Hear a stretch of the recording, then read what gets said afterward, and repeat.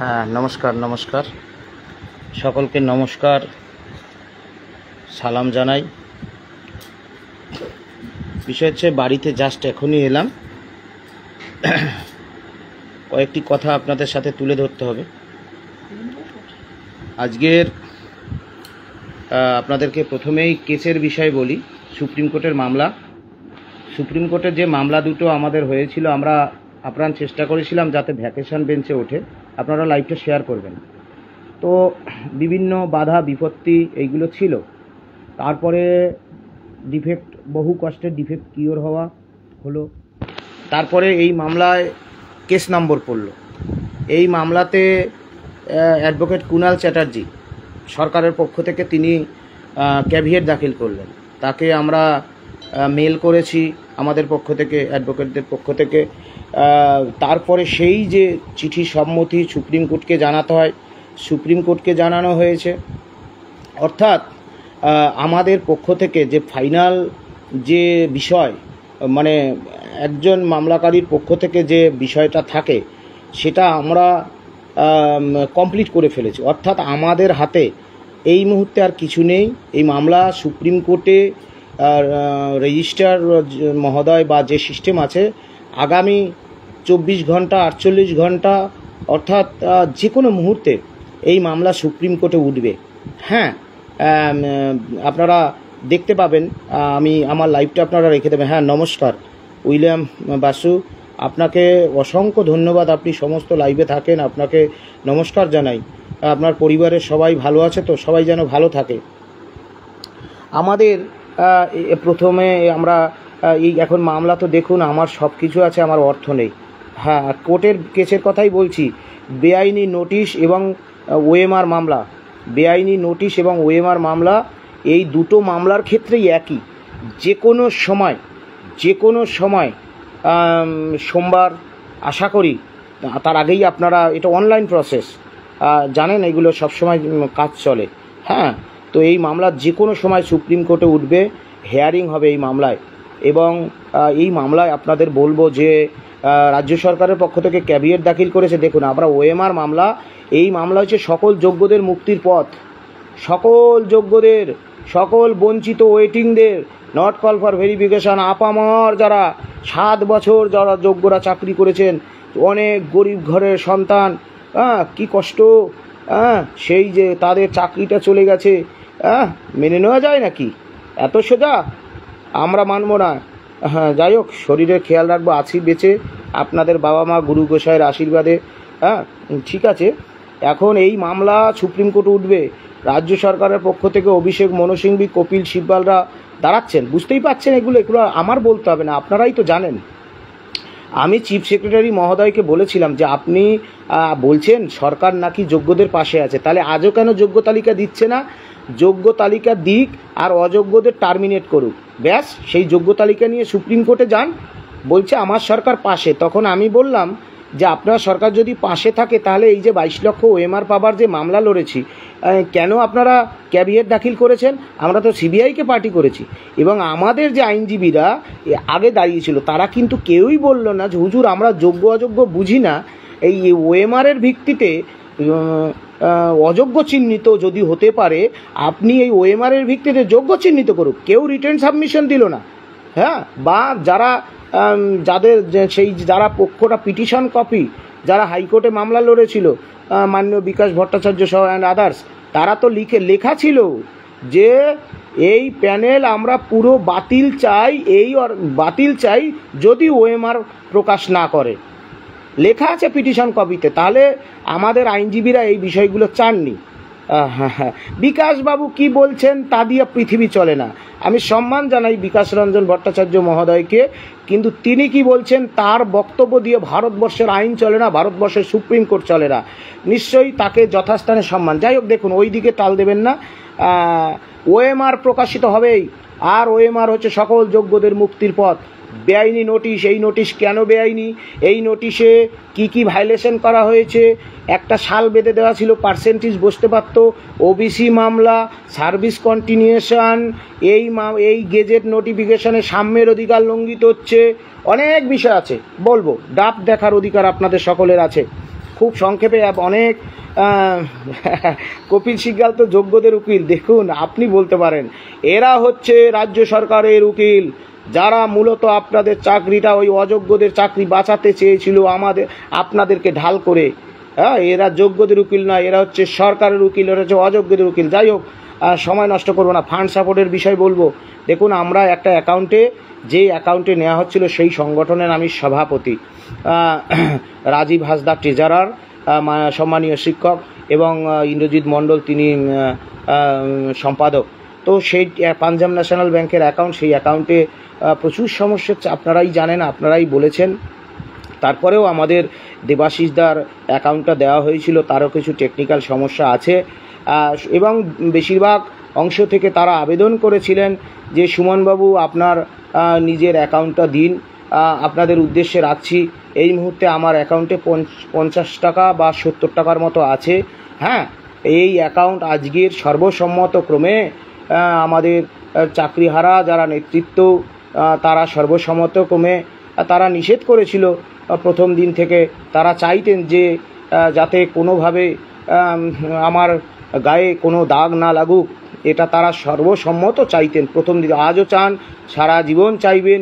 আমাদের শ্বেতা রায়, পঙ্কজ রায়, প্রতাপ রানা সাহা, অর্ঘ্য কুসুমদা, রাজীব হাসদা, আমাদের দেবাশিস অধিকারী, আমাদের শিশিরদা, অভিজিৎ করণ সহ ইন্দ্রজিৎ বাবু থেকে শুরু করে সকলেই চান, এটা তারা মনে প্রাণে চান। তাই প্রথম থেকে তারা রাজি ছিলেন না। এখন আপনারা বেশিরভাগ মানুষ তারা মনে করছেন যে আমার অ্যাকাউন্ট দিলে আপনারা খুশি। হ্যাঁ, এখন বিষয়টা হচ্ছে, দেখুন, আমাদের ওই জলধাপা অ্যাকাউন্টে এই মুহূর্তে যা অর্থ আছে এবং যা ইতিমধ্যে হয়েছে তা কিচ্ছু না। মানে এইটা জানার অধিকার আপনাদের সকলের আছে। কিছুই না, মানে ওই মেরে কেটে হয়তো 3.5 লাখ টাকাও এখন নেই। বুঝতে পেরেছেন, পরিস্থিতি এরকম। হ্যাঁ, তো আপনাদের কাছে, সকলের কাছে অনুরোধ করব, আমার সুমন বিশ্বাস পাঞ্জাব ন্যাশনাল ব্যাংকের অ্যাকাউন্ট, এই ব্যাংকের অ্যাকাউন্ট নম্বর হচ্ছে 18020100699915। এর কোড, মানে পাঞ্জাব ন্যাশনাল ব্যাংকের IFSC কোড PUNB 0180220। এই ব্যাংকের অ্যাকাউন্টটি হচ্ছে ধনঞ্জয়পুর, নদিয়া, ওয়েস্ট বেঙ্গল 741126। আমি যেখানে শিক্ষকতা করি সেই ধনঞ্জয়পুরের অ্যাকাউন্ট। আপনাদের কাছে অনুরোধ করব, আপনারা যে বিদ্যালয়ে শিক্ষকতা করেন বা শিক্ষাকর্মীরা, আপনারা আপনাদের বিদ্যালয়ের মাননীয় প্রধান শিক্ষক মহোদয় এবং অন্যান্য শিক্ষক শিক্ষিকা, তাদের কাছে অন্তত যাবেন। এই মামলা 22 লক্ষ OMR মিরর ইমেজ কপির পাওয়া মামলা এবং যে বেআইনি নোটিশ এবং গেজেট, এই আপনাদের সম্মানের লড়াই। সুতরাং আপনারা প্রত্যেকের কাছে যাবেন, গিয়ে অ্যাকাউন্ট নম্বরটা দেবেন।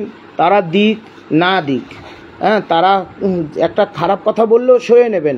তাদের কাছে আপনারা যাবেন যে কেন 22 লক্ষ OMR মিরর ইমেজ কপির মামলা এত গুরুত্বপূর্ণ। এই মামলায় সকল চাকরিচোর ধরা পড়বে, এই মামলায় সকল যোগ্যদের চাকরি ফিরবে।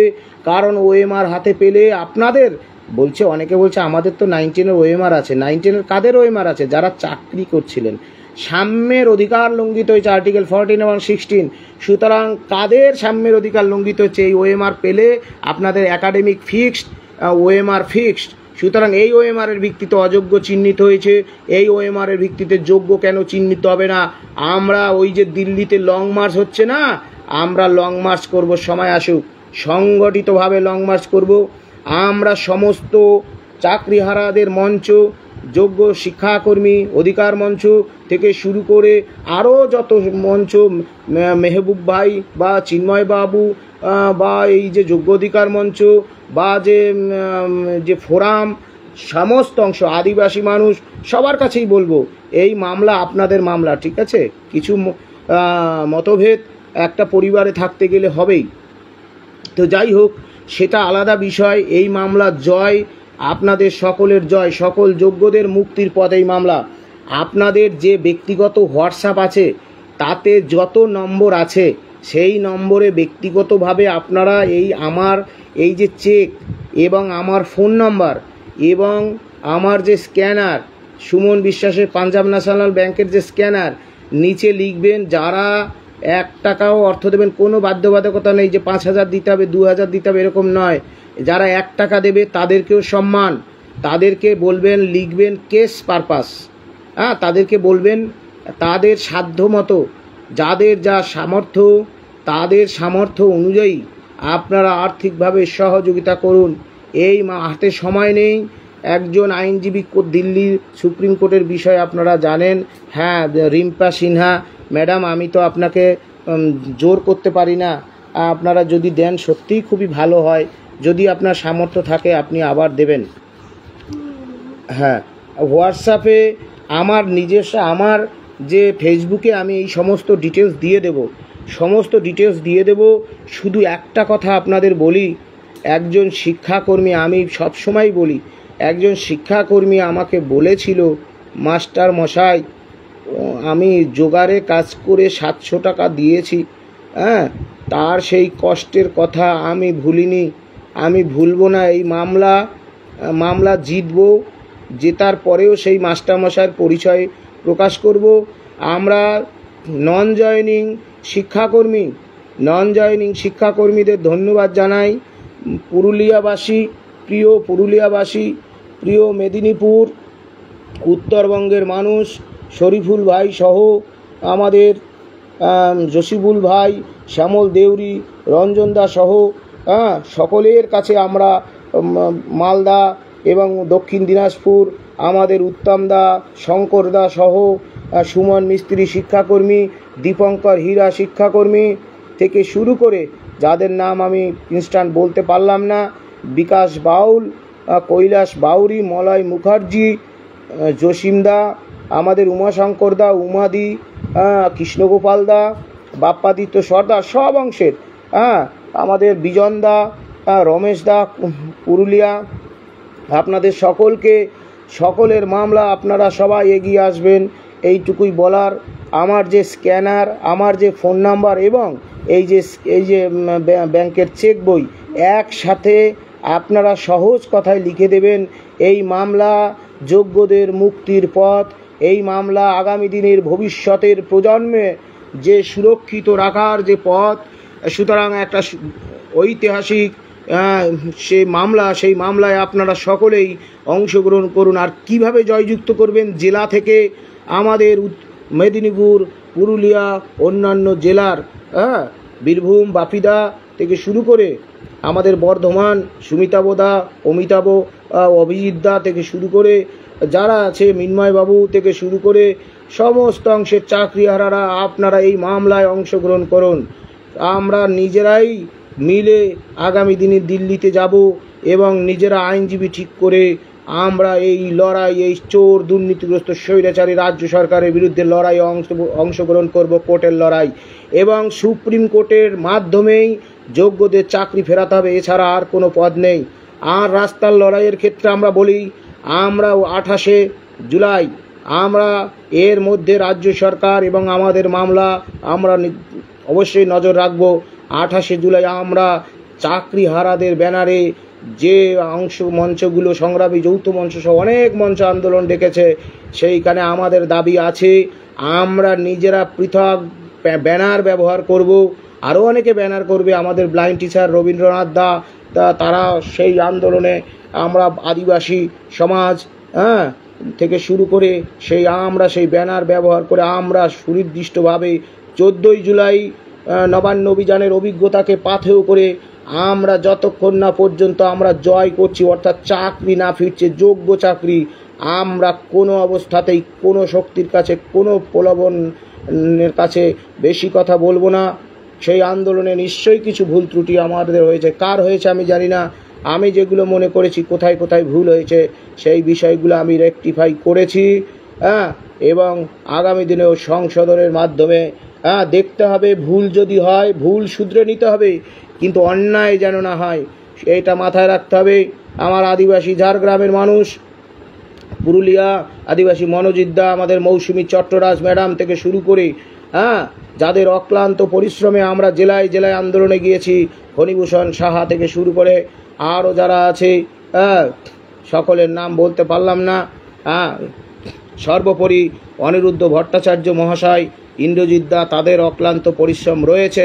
দেখুন, অনেক কথা অনেক কিছুতে বলা যায়, বলা যায়, কিন্তু বাস্তবের মাটিতে সেই লড়াইটাকে, কোর্টের লড়াই কিংবা রাস্তার লড়াইটাকে নামাতে গেলে যে অক্লান্ত পরিশ্রম করতে হয় সেটা আপনারা জানেন।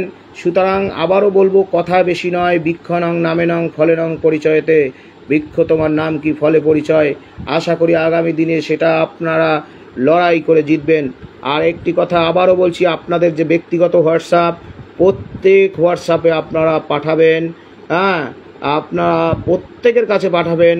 আপনারা প্রত্যেক হেডমাস্টার যারা রয়েছেন, আপনাদের মাস্টারমশাইরা, তাদের হোয়াটসঅ্যাপে আপনারা পাঠাবেন, বিদ্যালয়ের গ্রুপগুলোয় পাঠাবেন। এটা সময়ের দাবি। আপনারা ব্যক্তিগতভাবে এই দায়িত্ব নিয়ে আপনারা এগিয়ে আসুন। এই মামলায় জয় অবধারিত। লড়াই কঠিন কিন্তু অসম্ভব নয়, লড়াই কঠিন কিন্তু অসম্ভব নয়। আপনাদের বলি, আর ভয় ভীতি নেই। দেখুন, লড়তে গেছি, লড়তে লড়তে একটা সময় একটা কিছু হতেই পারে। আপনারা নিশ্চয়ই দেখবেন, ভয়ের কোনো বিষয় নেই। আমরা যখন বেরিয়েছি, জীবনের মায়া ত্যাগ করে বেরিয়েছি। তারপরও রাজ্যের মাননীয় মুখ্যমন্ত্রীর উদ্দেশ্যে বলতে চাই, আপনি জেদাজেদি না করে আমাদের সন্তান স্নেহে ডেকে নিন। আপনাকে বলেছি, আর কি কটু কথা বলার সুযোগ থাকবে না। সন্তান স্নেহে আমাদের ডেকে নিন, যোগ্য তালিকা দিন, অযোগ্যদের টার্মিনেট করুন। এটাই সময়ের দাবি। এতে আপনারই সরকারের মুখ উজ্জ্বল হবে। আমরা এই কথা বলতে চাই, অন্যথায় কোনো কথা নয়।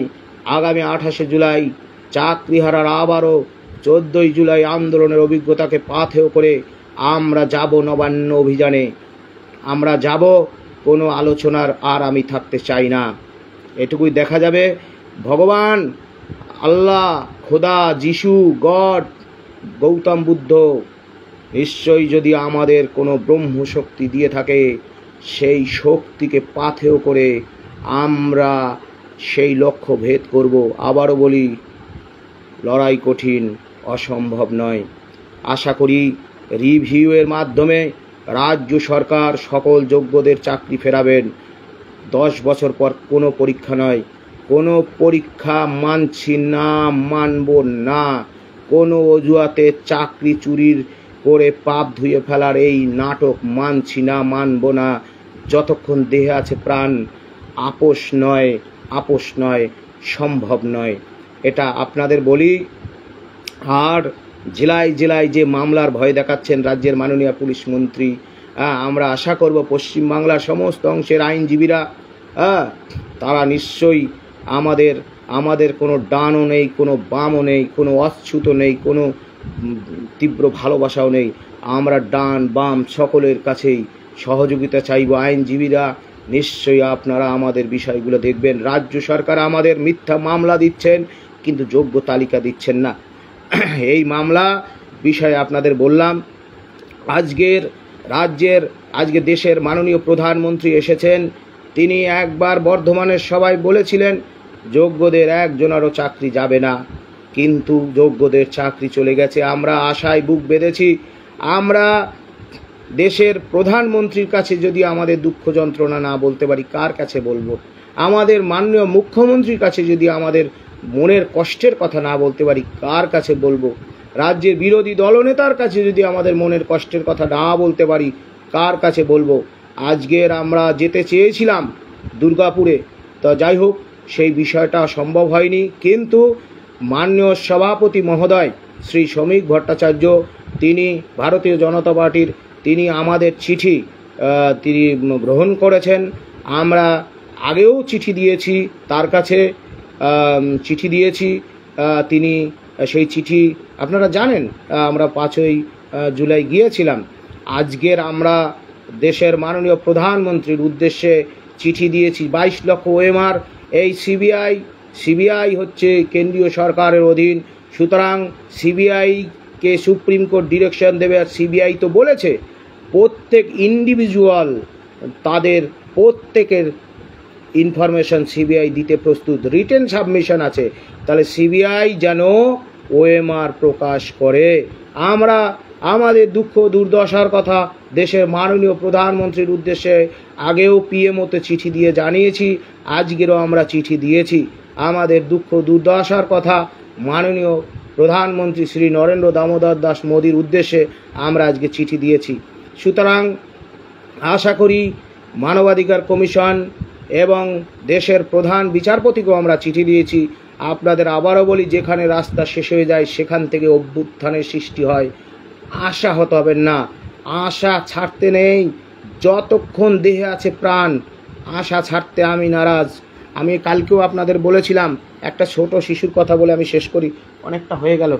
আর একটা লাইন আমি কালকে বলেছিলাম, প্রণব মুখোপাধ্যায় কংগ্রেস নেতা ছিলেন, কংগ্রেস নেতা নয়, তিনি রাষ্ট্রপতি ছিলেন। প্রণব মুখোপাধ্যায় তিনি একটা উক্তি করেছিলেন, আমি ছোটবেলা থেকে বড় বড় নেতৃত্ব কি বলেন আমি লিখে রেখেছি। তিনি একবার বলেছিলেন, একটা ছোট্ট শিশু, তিনি বারবার উঠতে চাইছে, বারবার হামাগুড়ি দিচ্ছে আর বারবার পড়ে যাচ্ছে, কিন্তু শিশুটি তার মনে শক্তি হারায়নি। শিশুটি মনে শক্তি হারায়নি, যে বারবার পড়ে যাচ্ছে আর বারবার উঠে দাঁড়াচ্ছে। এরকম করতে করতে সেই শিশুটি আপনি, সেই শিশুটি আমি, সেই উঠে দাঁড়িয়েছে। এভাবেই আপনাদের ঘুরে দাঁড়াতে হবে, এটুকুই বলতে চাই। সারাদিনের অনেক পরিশ্রম। অমিতাভ বচ্চনের একটা কথা শুনেছি, কোশিশ করনে ওয়ালি কবি হার নেহি হতি। সুতরাং চেষ্টা করে যান, যতক্ষণ দেহে আছে প্রাণ। 7 বছর চাকরি করার পরে চাকরি যায় কি করে? যোগ্য চাকরি যায় কি করে?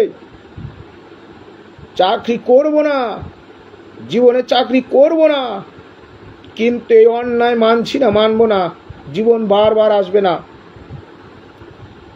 চাকরি করতে হবে না, কিন্তু এই অন্যায়ের সাথে আপোষ করা চলবে না, তাতে যে কদিন বেঁচে থাকি। এটাই আমার ঘোষিত নীতি। সবাইকে বলবো, আপনারা প্রত্যেক বিদ্যালয়ের প্রধান শিক্ষককে দিন, আপনাদের যত হোয়াটসঅ্যাপ আছে সেই হোয়াটসঅ্যাপে দিন, প্রত্যেক শিক্ষকের কাছে এই স্ক্যানার পাঠিয়ে দিন, দোকানদার বন্ধু বান্ধব তাদের কাছে বলুন, এই মামলার গুরুত্ব বোঝান। আপনারা দিল্লি আসুন, আপনারা আইনজীবী ঠিক করুন, আপনারা জিতবেন এই ঐতিহাসিক মামলা। আর বিশেষ কিছু বললাম না। সকলকে নমস্কার, সালাম, জয় জহর, জয় গরাম। হ্যাঁ, আদিবাসী ভাই বন্ধু সকলে, তপশিলি নমশূদ্র, হ্যাঁ, মুসলমান সমস্ত অংশের মানুষের তাদেরকে নমস্কার সালাম জানিয়ে আজকের লাইভটি এখানে শেষ করছি। লড়াই ছেড়ে, আপনাদের আবারও বলি, লড়াই ছেড়ে দেহে যতক্ষণ আছে প্রাণ, লড়াই ছেড়ে পিছপা হওয়ার জন্য আমাদের জন্ম হয়নি। সুতরাং চাকরি করব না, কিন্তু লড়াই ছাড়া যাবে না। এত কষ্টের চাকরি চুরি করে এখনো এত দম্ভ, চাকরি হারাদের সাথে দেখা করতে চান না। By the people, for the people, of the people, এত ঘেরাটপ। সুতরাং এইটুকুই আমার বক্তব্য। আগে পাছে দীর্ঘ লড়াইয়ে দেখুন, আগেও বলছি, ভুল হলে শুধরে নিতে হবে, অন্যায় যেন না হয়। দীর্ঘ লড়াই, দীর্ঘ কথাবার্তা, ভুল হতে পারে। যারা মনে ব্যথা পেয়েছেন ক্ষমা করবেন, যারা কাজ করে তাদেরই ভুল হয়। একবার আমার জায়গায় নিজেদের ফেলে দেখবেন, ঠিক আছে? যাই হোক, সবাইকে নমস্কার। আমাদের যে সকল সাথীরা মামলার বিষয়ে অক্লান্ত পরিশ্রম করেছে, ড্রাফট রেডি করেছে, দিনের পর দিন রাত জেগেছে, তাদেরকে অসংখ্য ধন্যবাদ, নমস্কার, প্রণাম। এখানে লাইভটা সমাপ্ত করলাম। যারা মনে করবেন লাইভটা শেয়ার করে দেবেন। এই মামলায় আপনাদের জয় অবধারিত, পৃথিবীর কোনো শক্তি নেই। আমরা আবারও বলছি, যেখানে পথ শেষ হয়ে যায় সেখান থেকেই আবার নতুন পথের সৃষ্টি হয়। সেটাই মনে রাখবেন। স্বামী বিবেকানন্দর কথা মাথায় রাখবেন, তাহলে শাস্ত্রগ্রন্থ ভুল, রামকৃষ্ণ পরমহংসদেব তাদের কথা ভুল বলে প্রমাণিত হয়ে যাবে, সায়েন্স ভুল হয়ে যাবে। সুতরাং কোনো ভয়ভীতি, কোনো পুলিশি হাঙ্গামা, কোনো কিছুর কাছে নতি স্বীকার করে এই লড়াই থেকে আমি পিছপা হওয়ার জন্য তৈরি নেই। আশা করি বাংলার সমস্ত অংশের মানুষ আমাদের পাশে দাঁড়াবেন। ধন্যবাদ, ভালো থাকুন।